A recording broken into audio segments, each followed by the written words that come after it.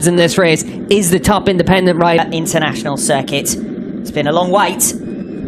It's going to be worth our while. Looking forward to one Pirelli Indonesian round in driving rain. They're underway. Good start from Andrea Locatelli. Good start as well from Garrett Gerloff. Progress from way back down the order. Ray recovering as they come in towards turn number 1. Bassani and Tati Mercado with a great start. Mercado is up ahead of the BMW boys as Bassani comes firing through on Locatelli. Demonstrates what a struggle it's been so far for Garrett Gerloff. Scott Redding eyeing up a move here on top rack. Razgatlioglu. Bassani thinking about a move on the riders ahead of him. He's going as they come in towards turn 11. Razgatlioglu hanging on, but by the skin of his teeth. Yeah, the run down into 10-4. Feeling pretty confident out there, willing to get himself to the front of the field. Obviously, if you're at the front of the field, you don't have to deal with any of the top 4 from race 1 earlier on today are doing battle again at the head of the field in race 2. Ray comes through. Razgatlioglu, Redding, Bassani is your new order. Talked all day about Tati Mercado being a wet weather specialist. A bit of a gap behind the number 36 as Razgatlioglu fires through at the start of lap 2. Ray will immediately... Well, coming from the back row of the grid into the top 10,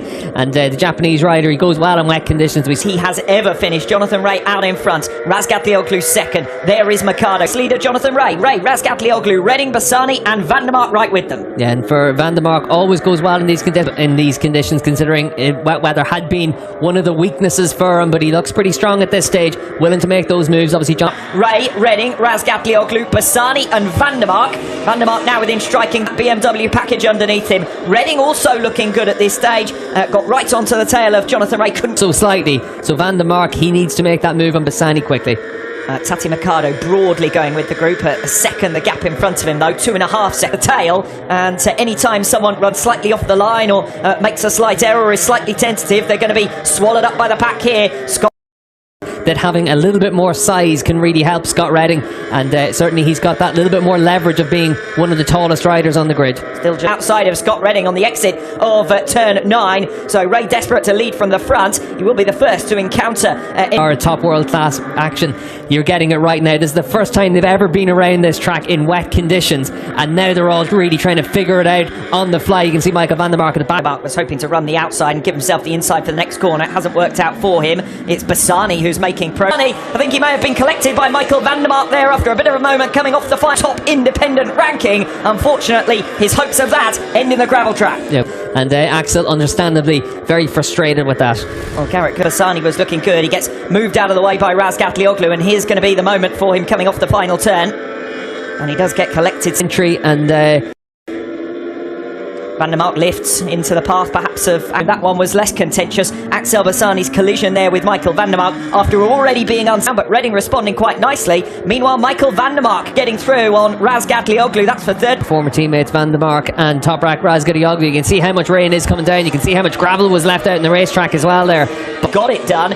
Redding up at the front then. Ray in second. The gap now over a second to this fight for third position. Van der Mark trying to come through in attack, but can't quite get there as they make their way through the right-hander. When they come across the line, the one thing is, right now, 1:44.0 was Scott Redding's last lap time. A dry weather lap around here is a Van der Mark to bridge any more of that gap, because the pace of the front's really fast. Fine performance though. Might never see the light of day. Scott Redding out the front of the field. 1:43.648 in these conditions. That's astonishing. Razgatlioglu again. Attack Toprak though. We saw last time around he was a lot faster in the second half of the lap than Toprak. Jonathan Ray coming back at Scott Redding. We rejoin the race leading battle, and Ray has come through on Redding, and here goes Van der Mark on Razgatlioglu, and quietly nobody knows which way to recover that third place. I said no, everyone's got nothing to lose in this race. That's how they're approaching it as well. Good battling between. The back down the order, Tom Sykes occupies 5th position. Kota Nazane going to be a career best if he'll a 3-point margin. Locatelli at the end of this season as Van der Mark and Razgatlioglu almost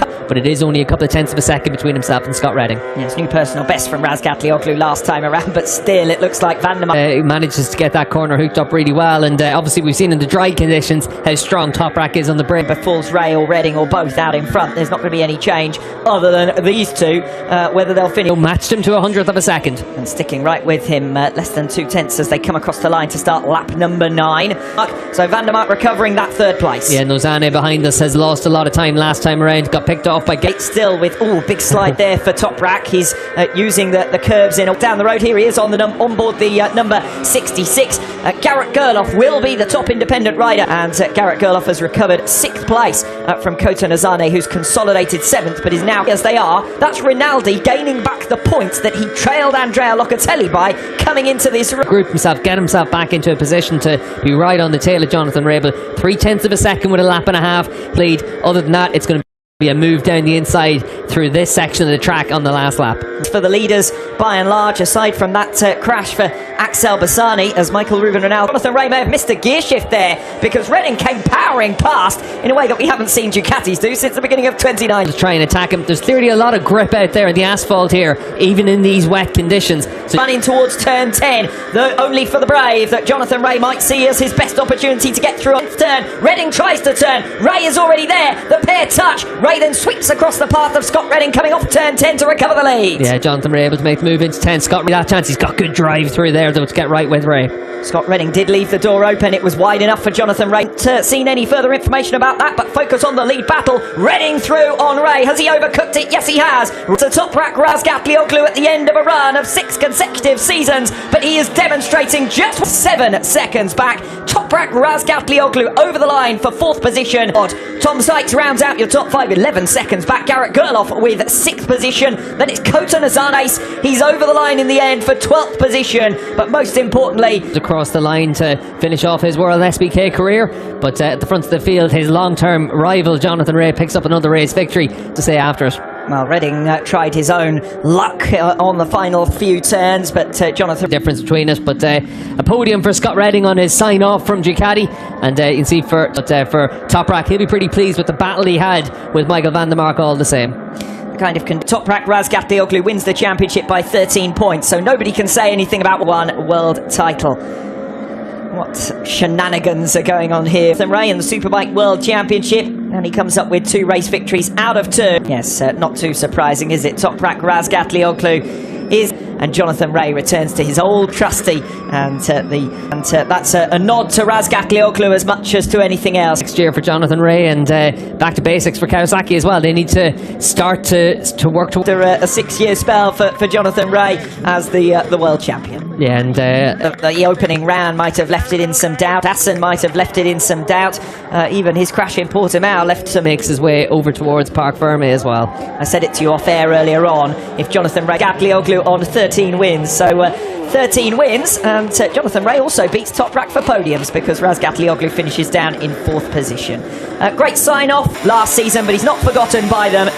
Thanks to a World SBK legend, and thanks from all of us, and gave him something to think about at times over his spell with that Ducati factory. Degrees, very humid, so you could understand Scott trying to just get rid of as many layers. Away from the rain, of course, an emotional moment for Chaz Davies, no doubt. Yeah, definitely, and for his team as well, and all the way through. Very fitting that Ray and Redding have a battle towards the end of the season. Top has been a big challenge.